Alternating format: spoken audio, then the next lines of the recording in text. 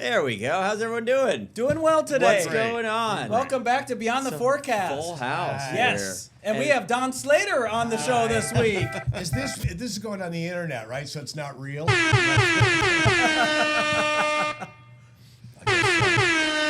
just excited Don Slater's in the house. Don's And we got here. a special guest as well, senior producer Bob Bennett in the house. Hello, who everybody. Put together this incredible Tropics special that we're here to preview. We all did it. We all did it. Yeah.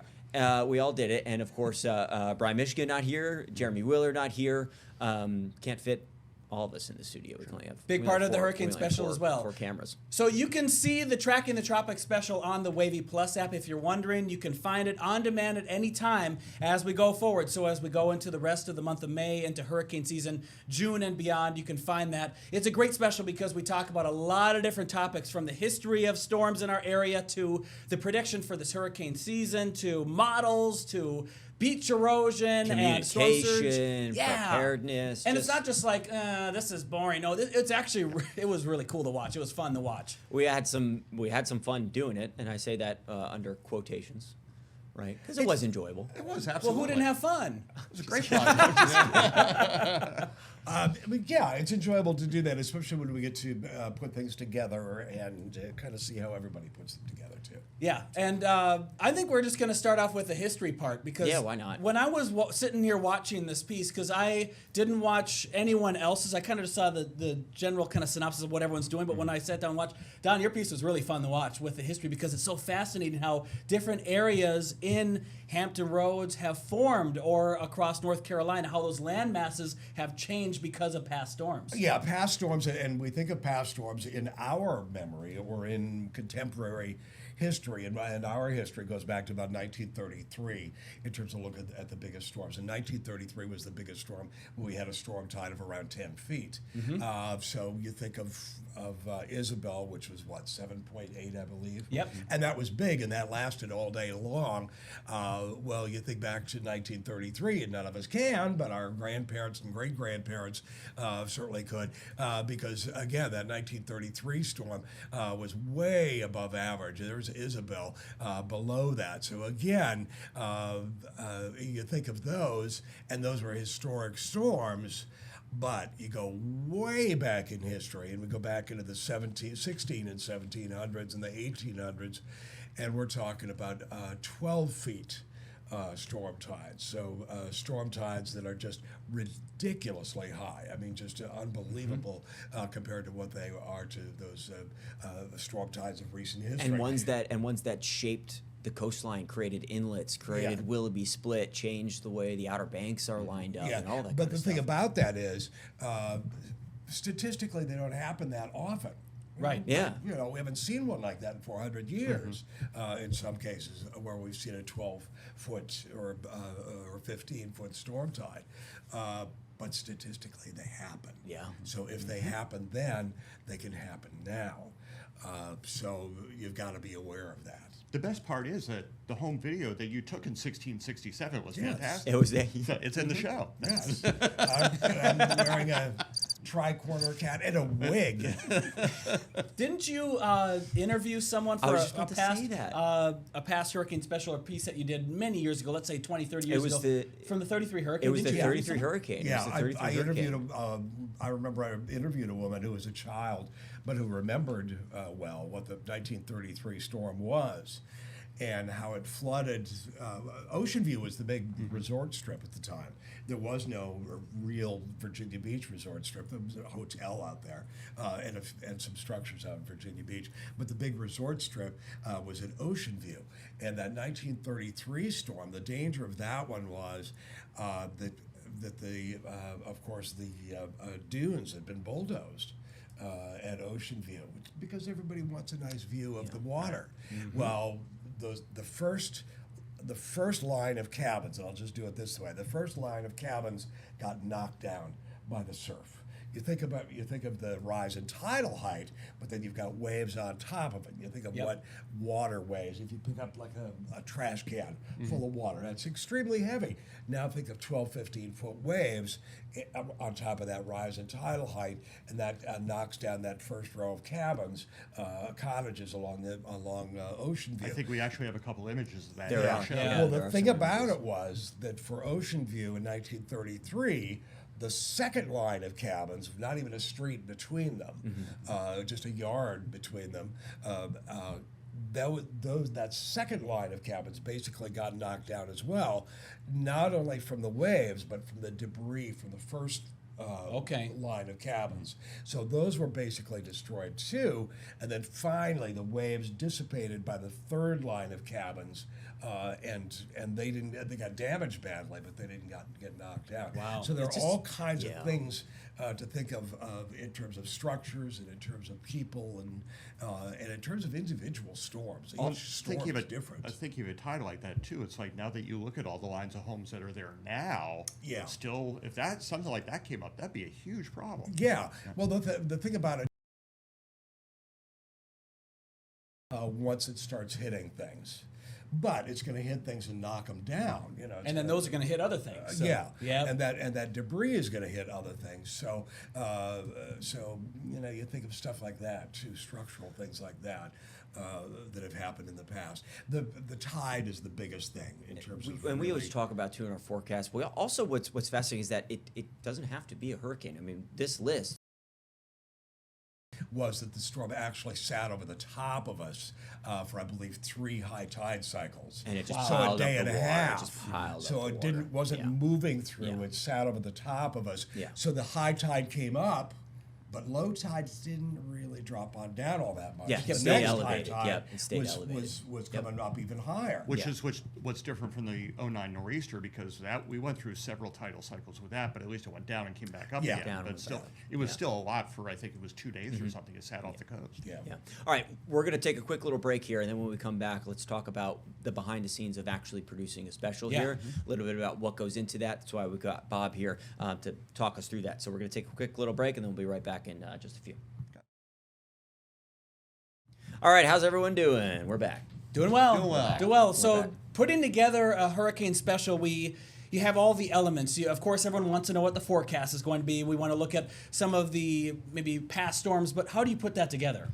Well, we talk about the outlook and everything, and we certainly do these a couple times a year because they do get tweaked as the season goes along and whatnot. But you have to not just make it scientific; you also have to make it interesting, and that's what's really cool about the history that Don did, and talking about the beach erosion, which Brian put together very nicely, and just talking about all the things like with that Ocean View thing.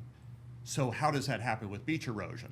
You also have things like, Jeremy talked about the formation of hurricanes. A lot of people don't understand. It's like it just doesn't come out of nowhere. Right. It's out there somewhere as something when it starts, but then it can get very nasty very quickly. Don also talked about intensification of storms. Now climate change is playing a huge factor with that. But overall, it's like you want to make it visually appealing. You want to make it informative. My partner in crime on this, Chris Wynn, who's a photographer editor here, also he co-produces with me, and he just did such a good job with trying to catch the tone of everything with the show. It's like we can enjoy what we have here with our beaches and our shorelines, but there's also a be aware sort of thing with, yes, we don't get hit that often here. When we do, it doesn't need to be a direct hit.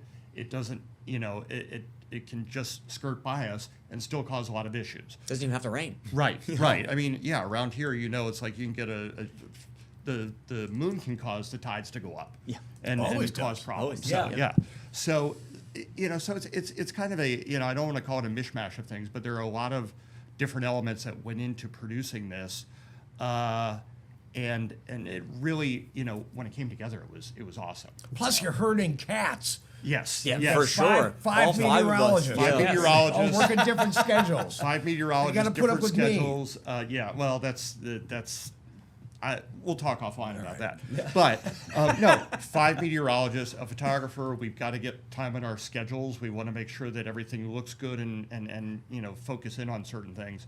And then you just want to make it special too, because it's like you want to make it kind of You want to make it look cool. Yeah, you want to make it look cool. cool. You know, we're putting it. Yep, exactly that. We want to make it look. You want to make it look cool. It's like how we're putting together a mini movie, a mini documentary, Right. and we want to make that unique. And I think what's cool about your job, Bob, and being a producer is when we call them in the news stacking a show, because you're stacking topics and stories on top of each other, but that whole stack is telling a story in itself from start to finish here. So there was an order to that. It was like trying to make a playlist. You can't jump from one genre to the next. You need something in between to help and flow along. that's the trick about doing a special as compared to doing a newscast, where you have a whole bunch of stories that you want to flow, but this is one topic. It's about hurricanes. What do we need to know first? Where do we start? We started with hurricane formation because That's you how start at the hurricanes beginning. start. Yeah, at the beginning. There's a trick to it. Plus, you also have to stay within time limits. Yes, you So do. We all we're know sitting about here- that. Yeah, we're How saying, long- how long is the special? It's a half-hour special. kidding. It felt longer until we cut it down a little Sure, of bit, course. but we didn't cut out anything that was necessary. You know? It's So and that's- there were so many things included in there. Like we got our pieces were several minutes long, so Yes. we had the luxury of being able to include specific details. And we had an interview with the National Hurricane Center, Deputy Director of the National Hurricane Center, which was kind of, hey, that's the pro. You know, I mean, they're pros. Yes. You know, they give Don a run for his money. I can't hold a candle to these people.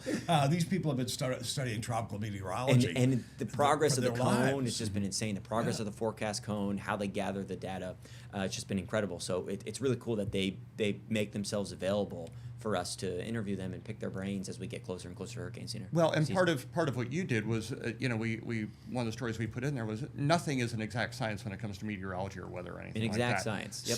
So yes, sometimes there are tweaks that have to go along the way, but I think that your piece that runs in the show did a very good job at pulling back the curtain a little bit Yeah.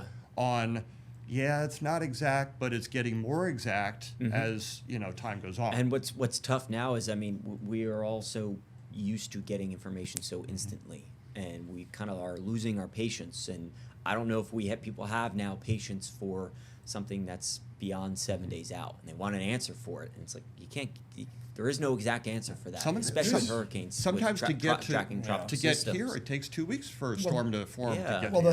the thing about it is, the National Hurricane Center people actually know a great deal about the lay of the land here. If you ask them something about, and say, "Oh yeah, Virginia Beach has Lynnhaven Inlet," Yeah. et cetera, et cetera. Yeah, they know the Yeah, they geography. know it. Yeah. But the thing about it is, the Hurricane Center is the big place. They got the big general information, and then once we get within about 24 hours of it coming close to our area, and it 36, does look 24 like, hours, yeah. then we start, and it's moving on into our area. Then we start focusing in on us. We don't Yeah. focus so much on what the National Hurricane Center has to say, Right. because now it's the kind of thing where we know where everything is. Yep. We Yes. know- Turns into that weather forecast. yeah, You it break turns down into just a local regular weather forecast. forecast, and we know where all the bays and inlets are, and with the wind and what the tide is doing with the hurricane, then it becomes a really, really fine tuning of forecast Yep. as it draws on into And the when area. it draws in close like that, it serves as a reminder to use the forecast cone from the National Hurricane Center when we're talking several days in advance to just paint the broad picture. But what they kind of alluded to was a challenge is that a lot of folks in society use that as the forecast of impacts of everything. Yeah. And when you get in that 36-hour, 24-hour window down, like you mentioned, the cone is just saying, hey, here's where the center of the storm's going. It's not going to show You're just the threats of following it. flooding. Right. You're just following Yeah. it at that point. Yeah. So And we're nowcasting at that and then point. we're Yeah, exactly. So it's a reminder when it gets in that small window. It's like, okay, like at this point, it's like, Yeah, who cares about the nowcast- cone? Who that- cares about the cone? What's the Explain forecast? nowcasting. Yeah, We so- understand. Yeah. Yeah, so what you see now is what we're kind of using as our baseline, and then we're trying to figure out what's going to happen as it goes into Yes. the future. I remember a couple of storms ago, Don, we had one of our reporters in Elizabeth City standing near the river, and all of the water drained out of the river because of the wind that was pushing in out of the north. And you made a graphic real quick on the fly.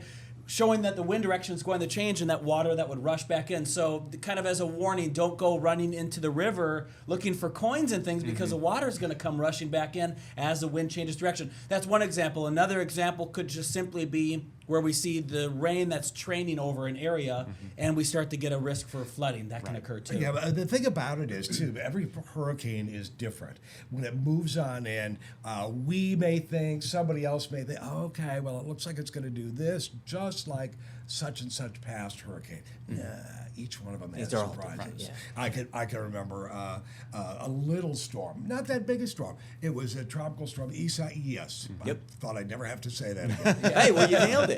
Well, the name wasn't recycled too, or wasn't retired, by the way, No. too. No, It'll be back. It'll come back. Anyway, it was not a particularly strong tropical storm. Yeah, we knew we'd get some trouble out of it, but nothing real big. I can remember having a meeting with management and saying, okay, well, we'll probably get some tornado warnings, but they probably won't be all that many. In rare, somewhat rare cases, it's not unheard of. Not rare, but a little bit unusual. You sometimes get swarms of EF0 tornadoes. Yes. So I said, chill, we'll probably be okay. Probably won't be swarms. So what did we get? Swarms. Yep.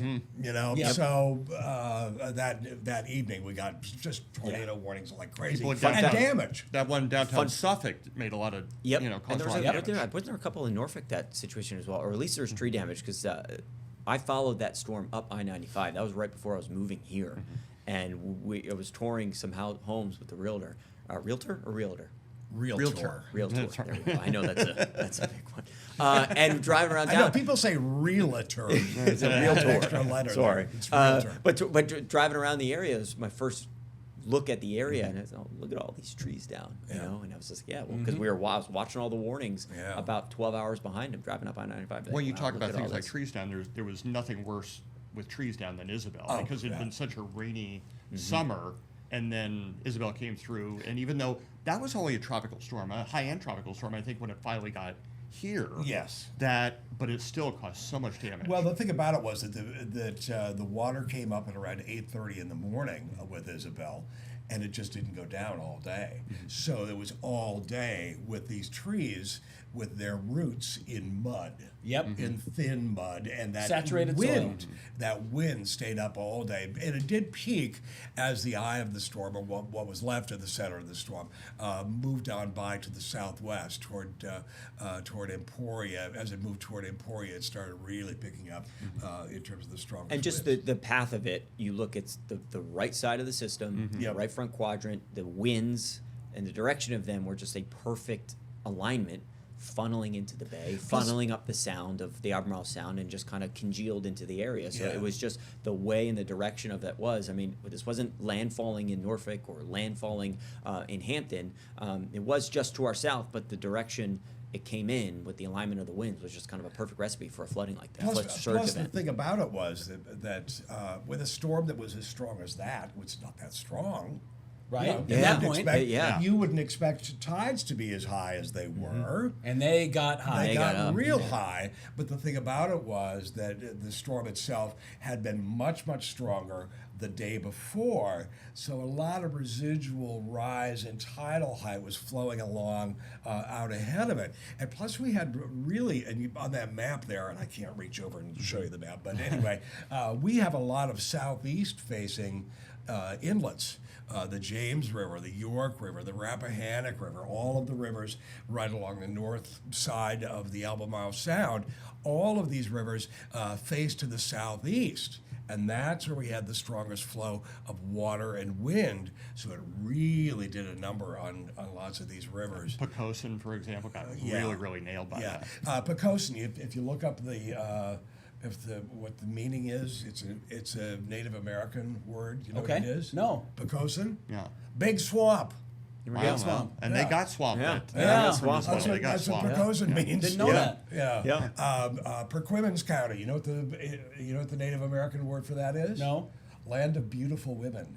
Okay. All righty. That's much better. Isn't All it? right. Yeah. That's much better. Better than on, swamp, that, yeah. on that note, let's take Instead of big let's- swamp. on that note, let's take a quick little break. When we come back, we'll just talk about our general ideas about hurricane season moving forward this season. Yeah. All right, we'll be right back. All right, we're all back here. We're having a good time. Hey, it's not all that often we get to all hang out like this, so we're here having a good time. Missing a couple of people, but Yeah, you know, Yeah. but and many people want to know what does hurricane season look like this year? How many storms we're going to get? Is it going to hit my house on October, 12th? we don't know. We don't know. We don't Even We don't know. Even the That's National it. Hurricane Center, because that was Yes. my question. He said, "Well, all it takes is one storm," and Yep. he said, "I'm going to fire up my generator Yep, this that's it. weekend and make sure everything's ready Yeah. to go." So It's kind of one of those situations. It's like asking if the lasagna tastes good when it hasn't even been made yet, and we don't even know if it's going to be cooked in your kitchen. is lasagna better the day it comes out of the oven, or is it better the next day after it's been sitting in the Leftover. fridge? One I day would later. agree with I that, always yeah. say Me it's too. one day later I do, because yeah, I it's agree. congealed together Yes. and kind of sticks together Yeah. here. Okay, So sorry. the long story, to make a long story short, just be prepared. You know what I mean? You get set up for the rest of hurricane season. You don't have to care about what's going on in the Atlantic. If there's a storm over there, whatever. You just kind of look at the forecast from National Hurricane Center. Like, okay, that's going to be maybe a fish storm. I'll check back in 4 or 5 days from now. It's like, okay, this one looks a little dicey. Let me watch it for a couple days. Okay, it's coming up in our neck of the woods. I got my hurricane kit ready to go. I know what I need to do or where I have to go if things get a little bit spooky, and then you could take some action. One thing that I want to bring up that I remember from Isabel, lots of people evacuated and they did not have to. Are we running short on time? We're all right. We're We got a okay. couple minutes. Lots of people evacuated and they didn't need to. Like people up in Williamsburg. You're high and dry there. Yeah. Yorktown, you're not. Different story. Along the York Yeah. River, Right. Yep. you had big problems there. Along the James River, we did. Any river was open to the southeast. But don't evacuate unless you're told to. Right. So if you're going to be high and dry, if you're not really near any kind of a water source, a creek or an inlet that connects to the Chesapeake Bay and the ocean, stay tight unless they tell you to evacuate.